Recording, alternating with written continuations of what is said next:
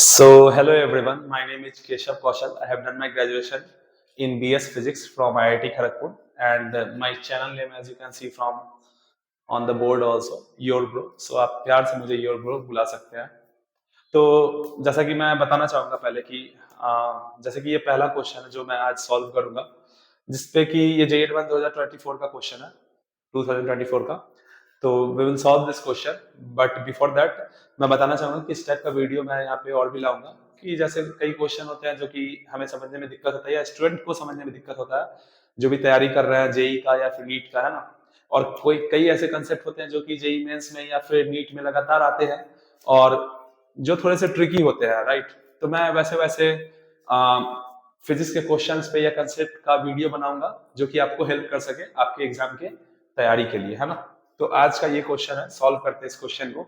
तो ये this is the question from JEE advance 2024. So ये किस टाइप का क्वेश्चन था? तो ये इंटीजर, पॉजिटिव इंटीजर में इसका आंसर आएगा, एंड कोई निगेटिव मार्किंग नहीं था इस क्वेश्चन के लिए, है ना.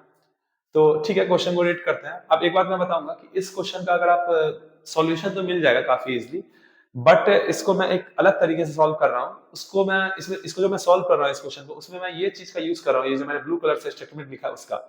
अब ये चीज ना लोगों को कंफ्यूजन होता है क्योंकि टीचर जो है जो पढ़ाते हैं रोटेशन, क्योंकि as this question is from rigid body dynamics, तो वो जब पढ़ाते हैं तो वो ये बात बोलते हैं, बट वो प्रूफ नहीं करते हैं इस चीज को. So we will prove this thing, we will prove this thing, and first I will solve that question, okay. then उसके बाद मैं इस चीज को प्रूफ कर दूंगा कि आपको सेटिस्फेक्शन मिल जाए कि हमने जिस मेथड से उस क्वेश्चन को सॉल्व किया वो सही है, एंड ये प्रूफ भी आपको समझ में आ जाएगा. क्वेश्चन को पढ़ते हैं. क्वेश्चन में बोला गया कि a disk of mass m and radius r is free लिखा हुआ है, ये is free to rotate about its vertical axis as shown in the figure. इस एक्सिस के बारे में बोला जा रहा है कि ये जो बड़ा वाला डिस्क है जिसका रेडियस r है, वो इस एक्सिस के बाद फ्रीली रोटेट कर सकता है, राइट. उसके बाद बोला है a battery operated motor of negligible mass. ये नेग्लिजिबल मास का यूज किया गया, बट मैं जिस मेथड से सॉल्व कर रहा हूं उसमें इस बात पे हमें बहुत ज्यादा जोर नहीं डालना पड़ेगा कि वो नेग्लिजिबल मास है या नहीं है, ठीक है. तो a battery operated motor of negligible mass is fixed to this disc at a point on its circumference. अब यहाँ पे एक एजेंशन मैं लूंगा, क्या लूंगा मैं बता रहा हूँ. यहाँ पे इन्होंने बोला कि is fixed to this disc at a point on its circumference. मतलब ये लाइन पर ऐसा लग रहा है कि जो मोटर है वो इस डिस्क के यहाँ पे फिक्स है. मतलब अगर ये मोटर समहाउ रोटेट करता है तो ये, सॉरी, अगर ये डिस्क समहाउ रोटेट करता है तो ये मोटर भी उसके साथ ही रोटेट कर रहा है. बट मैंने इस क्वेश्चन में ये असम्पशन नहीं माना, मैंने जो माना है वो मैं बताता हूँ. फिर क्या बोला जा रहा है, अनदर डिस्क है जिसका मास m है, रेडियस r/2 है, वो fix is fixed to the motor. हाँ, ये फोकस करना है यहाँ पे, मोटर थिन शाफ्ट, ओके. जो ये वाला डिस्क है वो फिक्स्ड है to the motor thin shaft. अब पढ़ते हैं क्वेश्चन. इनिशियली दोनों जो है रेस्ट पे था. हमसे बोला जा रहा है कि मोटर को हमने ऑन किया so that the smaller disc rotate at a uniform angular speed omega. So if the angular speed at which the large disc rotate is omega by n, then tell us the value of n, okay. तो अब question को ध्यान से समझना. मैं क्या समझा इस क्वेश्चन को पढ़ के, और या मैं क्या एज्यूम कर रहा हूं, ठीक है. मैं ये नहीं मान रहा हूं कि जो मोटर है अगर ये डिस्क मूव करेगा, जिस भी एंगुलर वेलोसिटी से मूव करे, मोटर उसके साथ मूव कर रहा है, मैं ये बात नहीं मान रहा हूं. What I am assuming, I am explaining that thing, and उसी तरीके से मैं सॉल्यूशन भी बना रहा हूं, ठीक है. तो मैं क्या बोल रहा हूं कि ये मेरा छोटा वाला डिस्क है, ठीक है. ये मेरा छोटा वाला डिस्क है. मैं बोल रहा हूं कि ये इसका सेंटर है. अब मैं क्या बोल रहा हूं कि जो शाफ्ट है, मोटर का शाफ्ट का क्या मतलब है कि मान लो ये मोटर है मेरा, ऐसे ये मोटर है, इसका ये शाफ्ट है ऐसे. अब अगर ये मान लेते हैं कि मोटर इसका शाफ्ट रोटेट कर रहा है कुछ ओमेगा से, है ना. तो अगर हम लोग इसके मोटर के यहाँ पे सेंटर से इसको अगर डिस्क को ऐसे लगा देंगे, तो ऐसे समझो आप इस चीज को, ठीक है. मान लो ये शाफ्ट है, मान लेते ये शाफ्ट रोटेट कर रहा है, और ये डिस्क है. कौन सा डिस्क है? r/2 वाले रेडियस का. तो उसको हम लोग ऐसे फिक्स कर दिए. तो अगर ये मोटर मेरा ओमेगा से रोटेट करेगा तो ये मेरा जो कैप है यानी जो डिस्क है वो भी रोटेट करेगा ओमेगा से. तो क्योंकि यहाँ पे बोला गया है कि जो मेरा डिस्क है वो ओमेगा से रोटेट कर रहा है, तो मैं यहाँ पे मान लेता हूँ कि जो मेरा शाफ्ट है वो भी ओमेगा से रोटेट कर रहा है, और मैं ये मान रहा हूँ कि ये क्लॉकवाइज डायरेक्शन में रोटेट हो रहा है. तो ऐसा में समझ लो आप किया ना कि ये मेरा शाफ्ट है, इसको मैं थोड़ा सा ऐसे बना लेता हूँ. ये मेरा शाफ्ट है और ये शाफ्ट, ये डिस्क ओमेगा से क्लॉकवाइज डायरेक्शन में रोटेट कर रहा है, तो मेरा शाफ्ट भी रोटेट कर रहा है. अब इसका कनेक्शन, ये जो मोटर यहाँ पे कहा गया था ना कि a battery operated motor of negligible mass is fixed to this disc at a point on its circumference.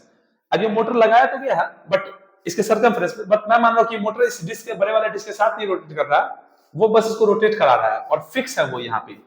तो लेट सपोज जो इसका शाफ्ट है ना, मैं उसको ऐसे कुछ बना दिया हूँ, रफ दिखा दिया हूँ. रफ टाइप से दिखा दिए हम लोग। और ये जो डिस्क है, जो मेरा बड़ा वाला डिस्क है, वो ऐसे इससे कनेक्टेड है। अब इसे समझना, मतलब यही पे मेन चीज है, बस समझ लेना है। तो ऐसा ये डिस्क है मेरा,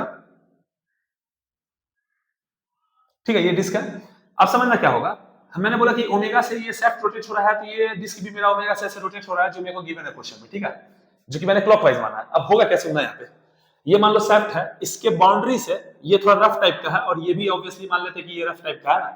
तो जो भी मेरा इस दोनों के फ्रिक्शन की वजह से इसमें फ्रिक्शन फोर्स लगेगा, जो कि इसको बड़े वाले डिस्क को ओमेगा डैश से रोटेट कराएगा। और डायरेक्शन क्या होगा रोटेट करने का, समझना। ये जो सेफ्ट है मेरा, ये क्या हो रहा है, ये बाहर की तरफ आ रहा है, ये पॉइंट ऐसे देखेंगे तो ये सारे के सारे बाहर की तरफ आ रहे हैं। तो बाहर की तरफ आ रहे हैं तो फ्रिक्शन पीछे की तरफ लगेगा।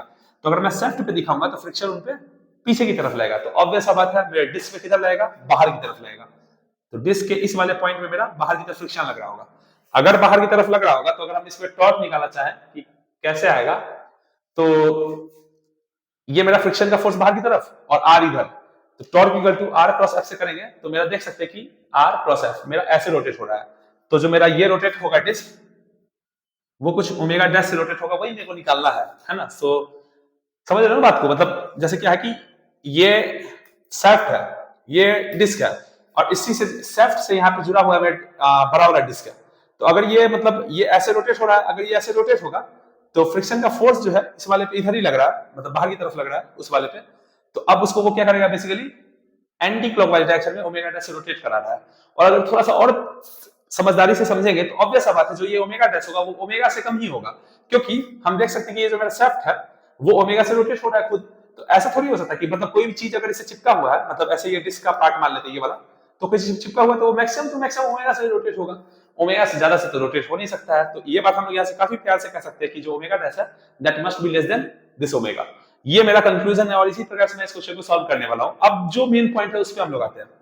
तो अब क्या कहना चाह रहा हूं मैं यहाँ पे, ऑल्दो इन्होंने मेंशन किया था कि नेग्लिजिबल मास है मेरे मोटर का, मैं इस चीज का यूज ही नहीं कर रहा हूं इस क्वेश्चन में, है ना।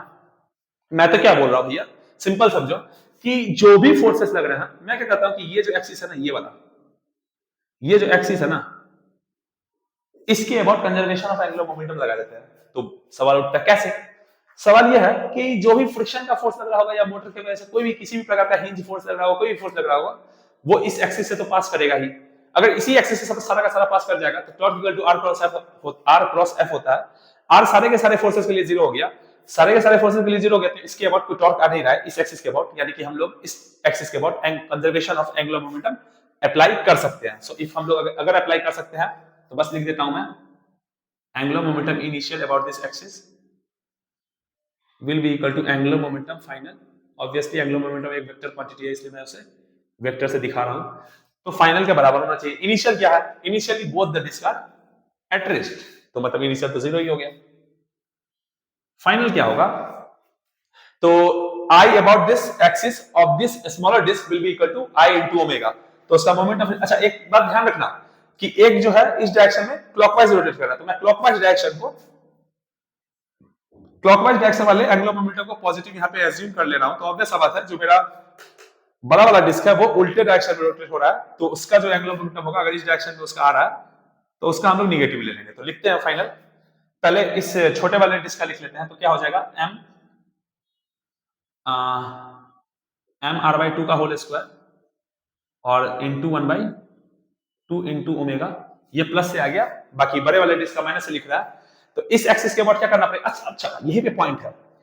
सवाल क्या दिमाग में उठेगा कि सर हमें तो ओमेगा डैश निकालने बोला गया है, तो यहाँ पे अगर आप इस एक्सिस के बाद लगा रहे हो तो वहां पे ओमेगा क्या लोगे, है ना, वो क्या लोगे, वो ओमेगा डैश ही लोगे या फिर क्या लोगे। तो अब इस पे यहाँ पे फोकस करना है, इस लाइन पे क्या कहा जा रहा है, if a rigid body is rotating about a point with some angular velocity omega, then any point of the rigid body rotate with the same angular velocity omega about any other point. अब मैं आसान भाषा में इसको समझाता हूं, simple भाषा में समझो कि अगर कोई भी रिजिड बॉडी है, एनी रिजिड बॉडी, अगर वो मान लो सेंटर के अबाउट ओमेगा डैश से रोटेट हो रहा है ना, तो हम लोग क्या बोल सकते हैं कि मान लो ये पॉइंट मेरा कोई ए है जहां पे हम लोग, जहां पे फ्रिक्शन वगैरह सब लग रहा है ना, जिसके अबाउट हमें ओमेगा जानना है क्या होगा, है ना।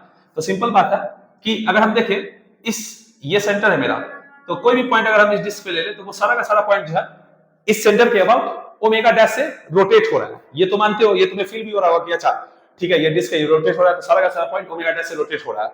अब मैं क्या बोल रहा हूं कि यहाँ पे अगर हम पॉइंट ले लें तो इस पॉइंट के रिस्पेक्ट में जो ये सेंटर है वो खुद भी और बाकी का सारा पॉइंट भी वो भी ओमेगा डैश से ही रोटेट करेगा। उस बात को हम लोग यहाँ प्रूफ करने वाले हैं, लेकिन पहले हम लोग एज्यूम करके ये बात कि हाँ चलो इस पॉइंट के अबाउट भी, ये जो पॉइंट है जहां पे मेरा शेफ्ट जो है वो टच कर रहा है डिस्क को, उस पॉइंट के अबाउट जो ये पूरा बड़ा वाला डिस्क है उसका जो एंगुलर मोमेंटम है, या हाँ सॉरी एंगुलर मोमेंटम नहीं, एंगुलर वेलोसिटी है, वो ओमेगा डैश ही है, और वही मेरे को कैलकुलेट करना है क्योंकि सेंटर के अबाउट ओमेगा डैश है, तो वो सेम होगा किसी भी पॉइंट के अबाउट।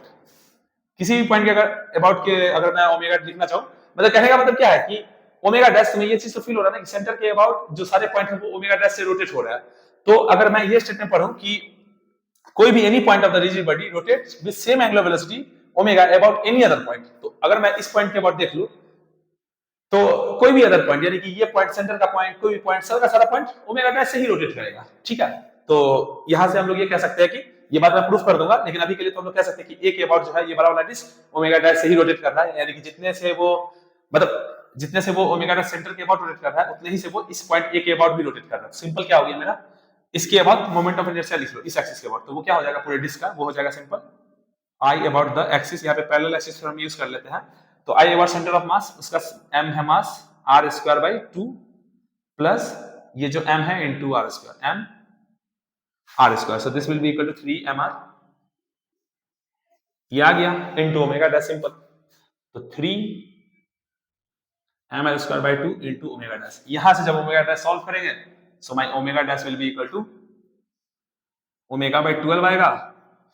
ये जो ओमेगा डैश आया है वो इस पॉइंट के अबाउट है, बट हमें अगेन यही स्टेटमेंट का मतलब यही था कि अगर एक रिजिड बॉडी है वो अगर मान लो सेंटर के अबाउट ओमेगा से रोटेट हो रहा है, तो किसी भी पॉइंट के अबाउट लेना हो जो कि उस रिजिड बॉडी पे ही लाई करता है, उन सब पॉइंट के अबाउट जो पूरा का पूरा बॉडी हम लोग मान सकते हैं वो कितने से रोटेट हो रहा है, ओमेगा डैश से ही, जितने से वो उस सेंटर के अबाउट हो रहा होगा, है ना। तो सिंपल हम लोग कह सकते हैं कि इसके अबाउट ओमेगा डैश से रोटेट हो रहा है, इस पॉइंट के अबाउट ओमेगा डैश से रोटेट हो रहा है, मतलब कि पूरा पूरा इस सेंटर वाले पॉइंट के अबाउट भी वो ओमेगा डैश से ही रोटेट हो रहा है, तो ओमेगा डैश तो आ गया अपना, so omega dash equal to omega by 12, मतलब इतने ओमेगा डैश से ये बड़ा वाला एक्सिस रोटेट हो रहा है, तो वही कहा गया था कि large disc rotate with omega by n, so our answer is n equal to 12, है ना। तो यहाँ पे आंसर हम लोग क्या डाल सकते हैं, 12 इज आंसर। तो मार्कशीट में हमें 12 भरना पड़ेगा। अब आते हैं इस चीज पे कि कैसे, तो यहाँ पे इसका प्रूफ कर देता हूं मैं। मान लो ये कोई रिजिड बॉडी है, जल्दी जल्दी करते हैं, यहाँ पे ओ पॉइंट मान लेते हैं इसको, ये कोई ओ पॉइंट है, इसके अबाउट मान लेते हैं कि ये कुछ क्लॉकवाइज डायरेक्शन में ओमेगा से रोटेट हो रहा है, ध्यान देना। अब मान लेते हैं कि यहाँ पे एक पॉइंट है ए और यहाँ पे कोई पॉइंट है बी,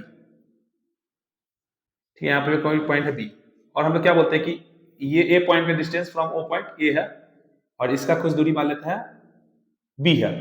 तो अब मैं क्या बोल रहा हूं कि हमें पता है कि ओ के अबाउट बी जो है वो भी ओमेगा से रोटेट हो रहा है, ए जो है वो भी ओमेगा से रोटेट हो रहा है, बट हमें क्या करना है, हमें ये देखना है कि जो ओमेगा ऑफ बी है, मतलब बी जो है वो ए के अबाउट इस लॉजिक के हिसाब से ओमेगा से ही रोटेट होना चाहिए, तो वो हम लोग को क्या करना है, निकालना क्या है, omega of B with respect to A should be equal to omega only. ये चीज मेरे को प्रूफ करना है कि बी जो है वो ए के रिस्पेक्ट, जैसे कि हम लोग क्या बोले, जो ओ है ओ के अबाउट बी एंड ए और बाकी सारे के सारे पॉइंट वो ओमेगा से रोटेट हो रहा है, तो सेम लॉजिक से हम क्या कहेंगे कि अगर हम मान लो ए पॉइंट ले लेता हूं तो ए के अबाउट ये बी, ये ओ और बाकी सारे के सारे पॉइंट वो ओमेगा से ही रोटेट होंगे। तो अभी मैं जस्ट अभी एक बी पॉइंट ले रहा हूं जो कि ऑब्वियसली कोई एक रैंडम पॉइंट है, अगर वो रोटेट हो रहा है ओमेगा से तो बाकी के सारे पॉइंट भी ओमेगा से ही रोटेट हो रहा है, ठीक है। तो इस चीज को प्रूफ कर देते हैं जल्दी से। मान लेते हैं कि अच्छा अगर मेरे को ये चीज प्रूफ करना है तो omega of B with respect to A will be equal to velocity of B with respect to A, but कैसा वेलोसिटी, परपेंडिकुलर वेलोसिटी अपॉन इन दोनों के बीच का डिस्टेंस को, अगर हम लोग ये डिस्टेंस को अगर मैं यहाँ पे r मान लूं तो अपॉन r। अब समझना ध्यान से, क्या परपेंडिकुलर का क्या कहने का मतलब, मान लो एक सर्कल है ना, मतलब एक डिस्क है, मान लेते हैं वो ओमेगा से अगर मेरा रोटेट हो रहा है, तो अगर मेरे को इस पॉइंट का इसके अबाउट मेरा वेलोसिटी लिखना होता है, तो वेलोसिटी जो होता है v equal to omega r, तो यहाँ पे जो मेरा वेलोसिटी आता है वो परपेंडिकुलर ही तो होता है, ये अगर ऐसे चल रहा है तो ये परपेंडिकुलर ही तो है इस r से, है ना, क्योंकि हमें पता है v इक्वल टू क्या होता है, ओमेगा क्रॉस r होता है ना। तो हमें b का a के रिस्पेक्ट में परपेंडिकुलर वेलोसिटी निकालना है ना, तो अब क्या करते हैं, इन दोनों लाइन को ऐसे ज्वाइन कर देते हैं, a और b को ऐसे ज्वाइन कर दिया, ठीक है। तो b का परपेंडिकुलर वेलोसिटी सिर्फ और सिर्फ देखना है ना, तो एक काम करते हैं, ये rb है, तो ऐसे अगर बनाएंगे तो omega into r b, omega times r b, ये वेलोसिटी ऑफ दिस पॉइंट हो गया। सिमिलर वे में हम लोग कह सकते हैं कि ये आर ए है तो इसके परपेंडिकुलर मेरा हो जाएगा ऐसा कुछ, omega times of R A, ठीक है ना, कोई दिक्कत नहीं होना चाहिए। तो अब ये जो है, ये अगर हम दिखाए ऐसे एंगल हम दिखा सकते हैं यहाँ पे हम लोग, तो ये मेरा ऐसे ये परपेंडिकुलर हो गया and this is also rigid body में ऐसा ही तो होता है, जैसे अभी मैंने दिखाया ना कि ये रोटेट होता है, वो v जो होता है वो इस r के परपेंडिकुलर ही होता है, क्योंकि v equal to omega cross r है, तो ओमेगा और r दोनों के परपेंडिकुलर ही होगा v, है ना। तो ये दिखा दिया। अब यहां से मैं, ठीक है, तो अब यहां से क्या करते हैं हम लोग कि मैं क्या बोलता हूं कि इस लाइन को मैं ऐसे, इसको मैं थीटा बोल देता हूं और इस एंगल को मैं सेकंड 5 बोल देता हूं। तो अब ध्यान से देखना, हमें क्या करना है कि b का a के रिस्पेक्ट में परपेंडिकुलर वाला वेलोसिटी सिर्फ और सिर्फ देखना है। तो परपेंडिकुलर अगर देखना है मेरे को, तो how can I do that? तो हाँ, तो देखो ये ऐसा लाइन है सीधा, ये सीधा लाइन क्या है, तो इसके परपेंडिकुलर कंपोनेंट तोड़ देते हैं, तो एक तो इसके अलोंग ही आ जाएगा और एक इसके परपेंडिकुलर आ जाएगा। तो अगर ये मेरा थीटा है, तो अगर मैं इसको थोड़ा सा ऐसे बढ़ा दूं, how should I do this, तो ये मैं बोल रहा हूँ कि ये मैं ऐसे परपेंडिकुलर ही बना रहा हूँ, है ना। तो ये पूरा का पूरा अगेन परपेंडिकुलर, ये थीटा है, ये 90 माइनस थीटा है, तो ये पूरा का पूरा अगेन क्या है, मतलब ये वाला लाइन ऐसे है, तो ये पूरा परपेंडिकुलर ही तो है, तो ये 90 माइनस थीटा, तो ये वाला अगेन क्या हो जाएगा, थीटा ही हो जाएगा। तो इसका वेलोसिटी मतलब ए के अलोंग क्या हो जाएगा, ओमेगा आरबी साइन थीटा, और परपेंडिकुलर क्या हो जाएगा, ओमेगा आरबी कॉस थीटा। ये परपेंडिकुलर हो गया, और अलोंग मतलब बी का वेलोसिटी अलोंग ए वो ओमेगा आरबी साइन थीटा हो जाएगा, और परपेंडिकुलर जो आ रहा है वो ओमेगा आरबी कॉस थीटा हो जाएगा। अब ए का भी उसी प्रकार से ब्रेक कर लेते हैं। तो अगर हम यहाँ से, अगर हम लोग मतलब ये ए परपेंडिकुलर इस लाइन के परपेंडिकुलर देख रहे हैं, इन दोनों को लाइन को ज्वाइन करके इनके परपेंडिकुलर तोड़ना है ना। तो अगर मैं देखूं तो ओमेगा आर भी ऐसे आ रहा है कुछ, तो इसका हम लोग परपेंडिकुलर देख लेते हैं इससे। तो यहाँ पे अगर मैं अगर यहाँ पे ऐसे परपेंडिकुलर ड्रॉ करूंगा, तो दिस एंगल इज परपेंडिकुलर, सो ये अगर मेरा फाई है, तो हाँ, तो ये एंगल मेरा अगर फाई है, तो ये एंगल मेरा क्या हो जाएगा, ये पूरा का पूरा 90 था, ये फाई था, और ये सीधा लाइन है, तो ये 90 माइनस फाई हो जाएगा। ये 90 माइनस फाई होगा, तो हम लोग यहाँ से क्या कह सकते हैं कि तो ये भी आपस में परपेंडिकुलर ही है, तो ये मेरा क्या हो जाएगा, ये वाला एंगल ये मेरा सिंपली फाई हो जाएगा।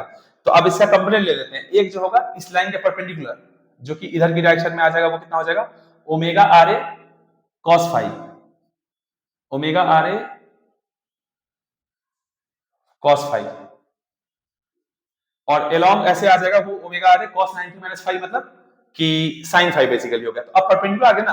अब देखो ए के रिस्पेक्ट में बी का परपेंडिकुलर वाला सिर्फ देखना है, तो ये दोनों परपेंडिकुलर है, तो बेसिकली ए जो है इधर जा रहा है और बी उधर जा रहा है। तो अगर हम ए के रिस्पेक्ट में बी का देख रहे हैं, तो इसको उल्टा करके ऐड कर देंगे, तो यहाँ पे हमें पता चल गया ना कि velocity of B with respect to A कितना हो गया, omega R B cos theta plus omega, ये कितना है आर ए,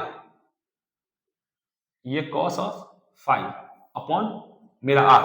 अब अगर हम लोग यहां से फोकस करेंगे, तो एक काम करते हैं,